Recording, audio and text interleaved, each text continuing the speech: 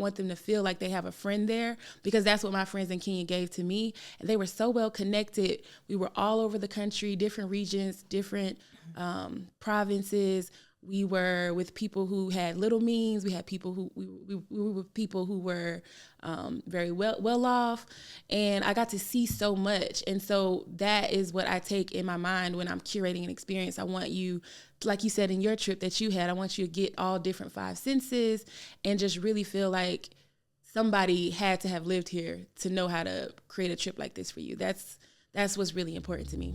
I'm not afraid to write a brand new story. And when changes find a way to me, I can keep it moving. I'm not afraid to celebrate my glory. And when challenges grace my path, I know I can face another day. Inside, I rise, daring to learn.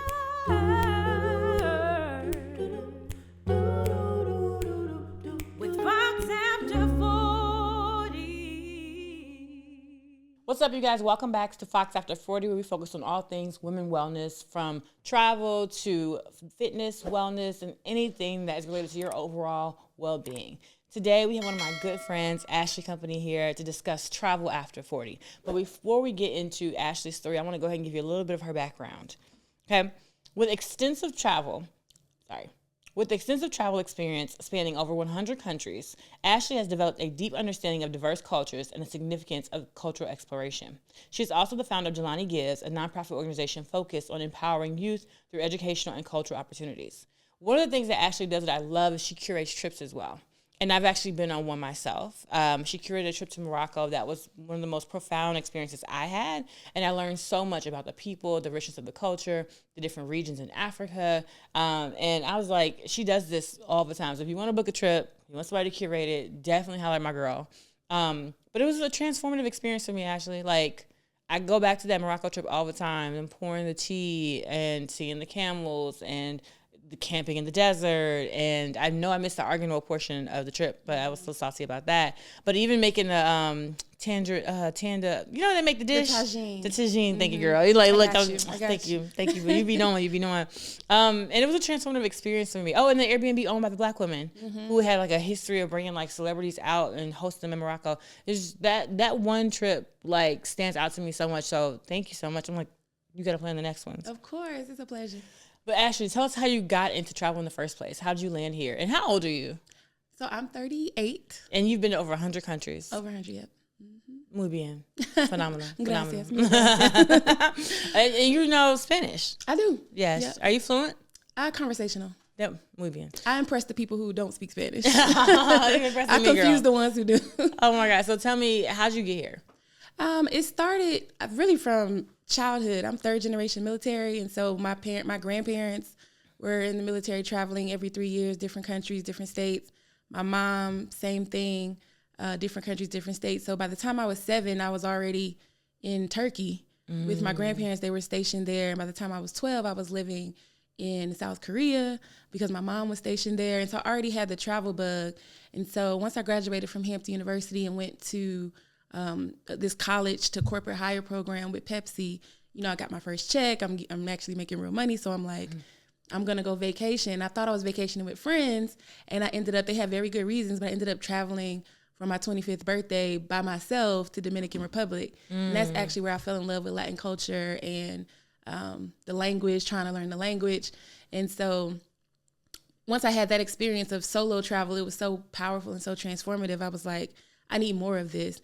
So I actually kept teaching myself Spanish for the rest of that year, and then decided to leave Pepsi. And once I did that, I was going to go to business school for them to teach me how to start a business. But I wanted to take a year, like gap year, on my own. And so that year I backpacked through Central and South America after teaching myself Spanish. But obviously my Spanish got a lot better, traveling all those places. And I really focused on going to the Black and Indigenous areas in each of those countries, because before then I didn't even know they existed. And that was so profound to me that after I had that experience, and then between that year of backpacking and then the one trip I made to Africa, after that, it was over. I was like, I have to bring this to my community. More people have to have these experiences, because I had no idea, that the world was so big and that globally we are a majority. We're not a minority. And that just made me feel so powerful. And I wanted my community to feel that way. So that's really how I got started. It was just a passion that I had personally from traveling since from young, to wanting other people to have that experience. This is so powerful. One of the things I want to address, Ashley, you say it so casually. Like, I backpacked for a year, or I did this for a year. And most people are afraid to just go to Africa. They don't know that there are places in Africa that are like luxury. And it's like, girl, you going to Africa, but you ain't really struggling. Like, you going to Cape Town, you'll be fine. You know what I mean? Mm-hmm. But like, they don't have that kind of information. Did you ever experience fear initially when you were doing this? Oh, absolutely. And one thing I want to credit are my friends who were from Kenya. I met them while I was working for Pepsi. They were from Kenya, and they were going back home for a wedding, and they just casually said, oh, if you want to come, just let me know. And they had been saying that to their friends for years growing up in the U.S., and nobody ever took them up on it. But they hadn't met me, the girl who's been traveling since 7 years old. So I literally took them up on it and bought my ticket that day, and 3 weeks later, I was with them in Kenya. But it was so important because they're the reason, and like the way that I frame my company on how I want my clients to feel when they go to a country. I don't want them to feel like they're lost and they don't know what to do, or just like I did when I was traveling by myself in Dominican Republic. I just stayed on the resort at first because I was by myself and I didn't know what to do. I want them to feel like they have a friend there, because that's what my friends in Kenya gave to me. And they were so well connected. We were all over the country, different regions, different provinces. We were with people who had little means. We had people who we were with people who were very well off, and I got to see so much. And so that is what I take in my mind when I'm curating an experience. I want you, like you said in your trip that you had, I want you to get all different 5 senses and just really feel like somebody had to have lived here to know how to create a trip like this for you. That's what's really important to me. How are you feeling about the resort travel? What's your like natural, your first like gut reaction to it? And then like, what would you say to someone who was like, girl, I only do resorts. I only do 5-star resorts. I would say that's better than nothing, but you're still missing out because there's so much out there. I love a good luxurious time, but you don't need a resort. And in fact, you might be missing out on some of the luxury, which is the intricacies and the freedoms that you get at a high level when you're not in this like one size fits all international cuisine served in, all inclusive resorts and things like that. You really want to, like I said, that all 5 senses of the experience you want to have in a country. You don't want to be in just some huge franchise that is more cookie cutter with the hotel approach and the hospitality approach. I love custom boutique luxury hotels and experiences, but also facilitating conversations and just opportunities to really connect with the locals. That is some of the most profound part. The relationships that you build is what really creates the best memories. And, that's what real travel is about. So there's nothing wrong with it, but there's a way to elevate it. And I love curating it in such a way that you're not missing out on the luxury, but you're also getting a really like in-touch approach of the best that all the country has to offer.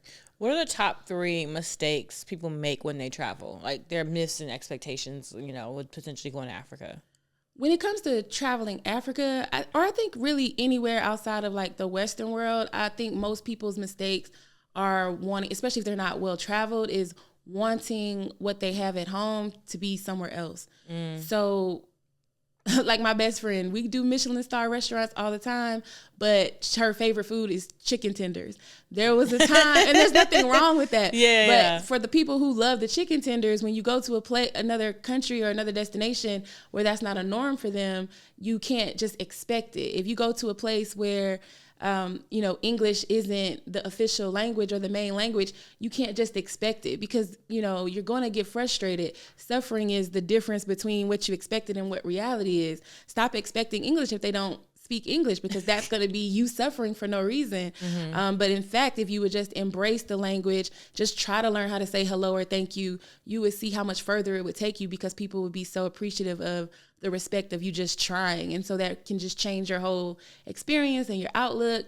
So you definitely just don't want to go into a place expecting what you already have at home. You left home for a reason. You really want to immerse yourself in the place. And, back to when you asked about being fearful, that was one of the things that helped with my fear of going to a different place when I was traveling, is really trying to learn as much about the customs and researching online about the history, whatever I could learn before I went to the place, because I felt more informed. I felt like I could maybe have a different conversation with other people, and people would be more inclined to open up to me, especially with solo travel. I've had people eventually say, come to my house, we want to cook you dinner. They're so hospitable, but the fear is there, and it's really okay, because the fear lets you know that you're alive and that you're doing something, and that you actually are going to get to the other side. Because once you face your fear and you have that travel experience and you see that, one, not only was it not that bad, it was actually amazing,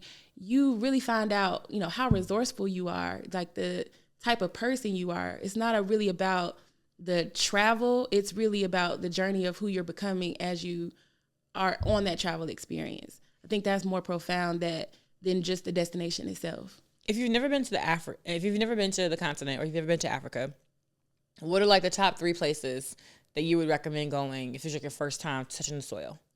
If it's your first time, I would say probably South Africa. A lot of people say that's one of the easiest places, but honestly, if you're going with a travel professional or travel expert that can curate it for you, then you really can go anywhere. So essentially, my favorite place that I would tell you to go is obviously East Africa, the Kenya, Zanzibar region. It's our bestseller. It's also just really one of my favorite places. It's not necessarily the easiest place, but it'll be completely easy if you go with the expert like me, or if you have me curate and just be able to explain what it is that everything you want to think about, from what to pack, what to expect, visas, vaccinations, anything that's needed to have that done for you, then you could really go anywhere. The sky's the limit. If you've enjoyed this episode of Fox After 40 and want to get notified about the next episode when it drops, make sure to go to CurlMix.com and sign up for our mailing list. We'll notify you whenever a new episode comes out. I love that. And I can concur. Kenya is incredibly beautiful, and Tanzania incredibly beautiful. They're next to each other.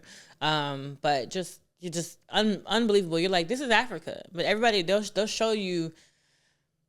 We've been conditioned to think the wrong thing about what Africa is and what it looks like and who lives there and how they live. And you know what I mean? You got billionaires in Africa. You got technologically advanced cities. You got all the things. But we don't know that. You know what I mean? We only see the propaganda. Exactly. I didn't even know they were color grades to show different parts of the other worlds. If you look at the film, the United States and the UK are always blue, but then Mexico has a grade that's a darker sepia color. Africa has a brown tint, and they just make these other places look poor in the propaganda. And it's you really gotta find someone else's version of what, you know what I mean? You gotta look for the truth. Absolutely, because Africa is the richest continent on the planet, and if it wasn't, all the other countries wouldn't be trying to exploit it in the way that they do, and just a rich cultural history and heritage. There's so much that you could find, especially for the women over 40. If you haven't been to Africa yet, it's now is the time. That's one of those lifetime bucket list things that when you do, it really shapes and put in perspective everything that you've been through in your life and how you see the world. So I would definitely say don't waste time on that. It's definitely something to do. And my pick would be, the Kenya Zanzibar region, but you absolutely love South Africa. You absolutely love Morocco. Yeah. And then another one that people really enjoy is Ghana, especially for Black Americans to have that kind of ancestral homecoming, returning to their homeland. You're able to do a naming ceremony there. A lot of great nightlife in West Africa. So good for birthdays, things like that. The party starts at 2. It does. The real party starts at 2. I'll be in bed, but yeah. So I remember we had this conversation, you guys. Ashley has done so many bucket list items. Didn't you climb Mount Kilimanjaro recently, right? Yes, I did. The most amazing and the toughest thing I've ever done in my life. You also climbed. Did you solve a silverback gorillas? Yes. Well, not silverback, but families of gorillas in Rwanda. Yep, you climbed the mountains to see those, right? You do a hike to get to where the families are, and you can only spend 1 hour with them, but it's not really a mountain. You spend an hour with gorillas? You get this, you only get to spend 1 hour. It's only 50 people per day that can do it. So it's very specialized permit that you have to get. And the hike could be just a couple of hours, but if they're on the move, it could be up to 7 hours. What are some other things you've done like that you know on people's bucket list? You're like, oh, I've already done that. Because what I like to do is I like to ask Ashley her bucket list, because her bucket list is like the creme de la creme. It's like she's already done the other stuff. I didn't even think to put seeing gorilla families on my bucket list. I was like, oh, that's a good one. You know what I mean? I got like hot air balloon. You know what I'm saying? Like that was Which we can make that happen too. So, you know. Yeah. It's all good. I think, well, just to give you your flowers, you also make some bucket lists, and the way that you think about things and like your joy list and things like that really helped me put in perspective, not just the fun travel destination things to do, but ways I should look at life and how I should do things. So shout out to you for that. Oh, thank you, Fran. Thank you, Fran. But yeah, so I think another big did? bucket list item, which you also did, but a slightly different, spending the night in a desert where you can like just literally be surrounded by stars like that was truly incredible. You did the Agafe Desert, which was super beautiful, but there's the Sahara Desert that takes a lot longer to get to in Morocco, and it also pans some other countries. So that, to me, that was one of my most significant bucket lists, but it was really about how I felt when I was there, not so much the fact that it was the Sahara Desert, and the people that I was surrounded myself with, that kind of that Black women community that just felt so good that we're all in this one place together. So for me, bucket list items are often the experience that I'm creating and how I'm feeling versus just the thing itself. What's something else that I've done? The most profound thing I think is definitely hiking Mount Kilimanjaro. Part of the reason why Tanzania and that East Africa area is one of my favorite is because another one of my top, it might even beat Mount Kilimanjaro, because I love marine life and swimming so much. I actually swam in the open ocean with wild dolphin. Wild dolphins? Yeah, huge pods. So not like if you think about like the Bahamas when you go to a aquarium and get to play with the dolphins who are trained. Not that. These are full out families. And that's scary even when they're trained. Yeah, and it's also just, yeah. So it was a little bit scary at one point. I mean, I was so fascinated being under the water, and you have to be able to swim really fast to even see them for 10 seconds because they're so much faster. So as soon as you dive, you see them, but if you can't swim fast, you're only going to see them for a few seconds because they're going to be out of sight because they swim so fast. And so you jump right back in the boat. The boat just takes off, tries to find them again. You jump back in. It's just really exhilarating. But at one point, I jumped in and I saw them and I'm like amazed, and they're out of my sight. And so I think I'm turning around to get back on the boat, and it's another family right in my face. And so I screamed because I didn't expect it to be that close to me, and took in a lot of water. But it was fine. It was really probably the best thing I've ever done. I've also swam with like six foot sea turtles in Sri Lanka. But I love marine life. So those are like bucket list things that was just amazing to me. And have you done any safaris? Yes, a lot of safaris. So I love it. You see how safaris on most people's list, and you didn't even mention a safari. It was forgettable for you. That is hilarious because you probably saw rhino, elephants, all kind of stuff. That is a really good point. I've been on a lot of safaris. I've seen them do a lot of things in the wild, from kills because they have to eat, to reproducing and just everyday life. And it is really fascinating. One of the ones that I've done recently that was memorable because I have done so many was in Botswana. In our Southern Africa trip, we do South Africa, Botswana, and Zimbabwe. And we go to Botswana for a day because it's right on the border. And we do a land and river cruise. And so, or land and river safari. So I've done a lot of safaris on land, but this was the first time we did it on an actual boat. Wow. And because we're in a water point, that's the source of life. So that's where all the animals were. So we literally saw elephants playing in the water, splashing, zebra, and that was pretty amazing. That sounds it's giving Lion King. Okay? It was. And it's very Black circle of life. Have you seen Victoria Falls? Yes, that's the area that we go to. So when we go to Zimbabwe, that's where the real name is Mosi Oatunya Falls, which means the smoke that thunders. Girl. No, nobody knows because it was colonized and renamed as Victoria Falls after Livingston renamed it after Queen Victoria. So the real name is Mosi Artunya Falls. That's what the people of that area named it. And it's stunning. It means the smoke that thunders because it's so wide. It's the widest waterfall in the world. And it's just, it comes down. So the water comes down so hard that it comes back up and it looks like smoke. If you've gotten any value from listening to Fox After 40, you learned a beauty tip, you've gotten advice, you shared the episode with a friend, please do us a favor and leave us a review on Spotify and Apple. It goes a very long way in helping us continue to build the podcast. Thank you so much, and I'll see you in the next episode. I love this. Thank you so much, Ashley. I love your experience. One of the things that always surprised me about visiting Africa is how communal it felt. Like, people, when I come back, they're like, welcome home, my brother, my sister. Mm-hmm. Like, you know. Come on, accent. Yeah, because when I was like, and then the empathy that they felt for me, because they were like, you were taken from us. Mm-hmm. You know what I mean? And really powerful. And it just is like, that's very different than me traveling to Italy. You know what I'm saying? Mm-hmm. Very different than me traveling to just a completely different country where it's not like Black. Mm-hmm. And so I want to know, what are some of the experiences or things that people have said to you after going on a trip like this? Or, you know, how has it changed your life? How has it changed your life?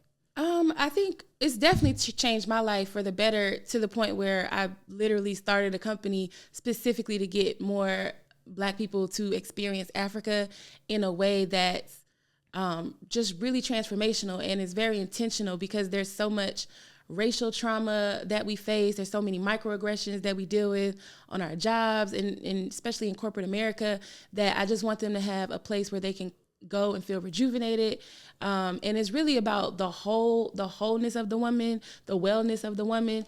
It's so complete with intentional travel, because you're not just going for one thing, but we're really thinking about how are you going to feel when you get there, what the experience is going to be that's going to serve you. Yeah. And I think that's really important anytime you travel. But with Africa, it's like this, like, kind of connected to the earth, return to where humanity started. It just feels really good. The energy is different, particularly when it's curated. If you just pop up somewhere and, you know, everywhere has issues. Everywhere somebody could be having a bad day and not feel as welcome and not say, welcome, my sister, my brother. But if it's curated, we're going to put you around the people who are so excited that you're there and have been waiting for you to come. Yeah, I think now I no longer just book a flight and take my own trip, because I know that after having been in a curated experience like yours, it is very different when they don't know you're American, or they don't know that you're friendly, or, you know what I'm saying? Mm-hmm. Like if I was going to plan my trip, I would go on like TripAdvisor or Google. I'd be researching stuff, and I would just like, I'm going to hit up these spots, Mm-hmm. And then when I went and it was curated, it was like, this is the day. We're going to spend this day being outdoorsy, this day being inside, this day having some kind of cultural experience. And it was much richer and more memorable and less chaotic and less taxing on me. You know what I mean? Yeah, because you have to do so much as being a CEO or just in the workforce. You're always making decisions. Yeah. So sometimes it's not about the fact that you can do it. Just because you can do it doesn't mean that you should. Part of the vacation is to be able to stop making decisions and just be able to show up and relax and just enjoy it. And so if you're literally on day 2 trying to figure out who to book for day 5, that's exhausting. And you ain't got no internet because you're not hooked to the Wi-Fi. Your phone don't work because it's like, it's a new country. So I curation, and they're not vetted. So what if they don't show up? Now your day 5 is ruined. I've had people say that. So yeah, it's nothing wrong with it. I've done those things. It builds some character and some strength, because you will have issues. But if we're thinking about, we're over 40, we can actually skip those issues, just have a better quality experience. You don't need to do that anymore. Okay, so I know we love Africa and we've been to several countries there. What are your top 5 in general? Top 5 in general, definitely, this is no particular order, but Trinidad and Tobago, Italy, Tanzania for sure, Morocco, and New Zealand. Really? New Zealand's on my list, but I have not, because it's so beautiful, right? It's incredibly beautiful. That was very hard for me. The first 3 for sure, but I have definitely a top 10, but the top 5, yeah, that was good. That was a good top 5. That was hard for you? It was hard. Okay, give me why they're in your top 5. Why, particularly, like why Italy? Italy was my favorite experience in Europe. That's probably my least traveled continent. Okay.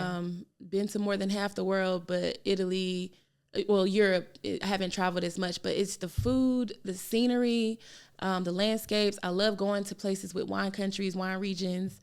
I would say the fashion, but that's not really what drew me in. Yeah. It really was the food, the landscapes, and the people. And I went in during the summer, so I love good weather. And I just had a really good time. Trinidad and Tobago. Oh, Carnival. I go every year. This will probably be the first year I don't go in the last 10 years outside of the pandemic. But the people are amazing. I've seen you in one of those big, flowery, beautiful outfits. You look so costumes, cute, girl. Thank you. I was like, do I want to be sweating naked on the street dancing? But I'm sure it's a would blast. absolutely love it. 1,000%. We need to do it. And there's a lot of carnivals. I want to really go to the Grenada one. I've been to Grenada. I love Grenada. I want to go to their carnival. But Trinidad has the best in the world.